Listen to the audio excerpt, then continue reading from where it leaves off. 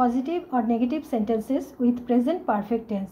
পুরাঘটিত বর্তমান কাল দিয়ে হ্যাঁবাচক বা নাবাচক বাক্যগুলি আমরা শিখব। এখানে প্রেজেন্ট পারফেক্ট টেন্স কাকে বলে আমরা আগেই পড়েছি, যে কাজটা একটু আগেই শেষ হয়েছে কিন্তু তার রেশ এখনও বর্তমান। আমি একটু আগেই খেয়েছি, মানে আমি এক্ষুনি খেয়ে উঠেছি, মানে আমার খাওয়া কাজটা হয়ে গেছে, তাকে বলা হয় পুরাঘটিত বর্তমান কাল। Its sentence structure will be like this: subject plus has or have plus been plus V3 or plus object। বাক্যের গঠন এইভাবে হবে, প্রথমে সাবজেক্ট, তারপরে হ্যাজ অথবা হ্যাভ বসবে, তারপরে বিন, তারপরে মেন ভার্বের পাস্ট পার্টিসিপল ফর্ম বসবে, তারপরে object. The parcel has been sent, পার্সেলটি পাঠানো হয়েছে। এখানে একটা পার্সেল, সেই জন্য হ্যাজ বসেছে।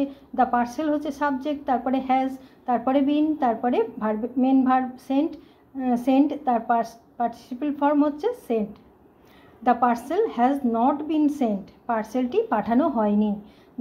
প্রথমে সাবজেক্ট, তারপরে হ্যাজ, তারপরে নট, তারপরে বিন, অর্থাৎ হ্যাজ বিনের মাঝখানে নটটা বসবে। The parcel has not been sent, পার্সেলটি পাঠানো হয়নি।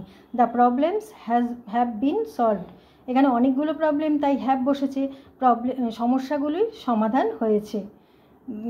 এখানে প্রথমে সাবজেক্ট, তারপরে হ্যাভ, তারপরে বিন, তারপরে V3 অর্থাৎ পাস্ট পার্টিসিপল ফর্ম মেন ভার্বের। The problems have not been solve, সমস্যাগুলোর সমাধান হয়নি। প্রথমে সাবজেক্ট, তারপরে হ্যাভ, তারপরে নট, তারপরে বিন, তারপর মেন ভার্বের পাস্ট পার্টিসিপল ফর্ম।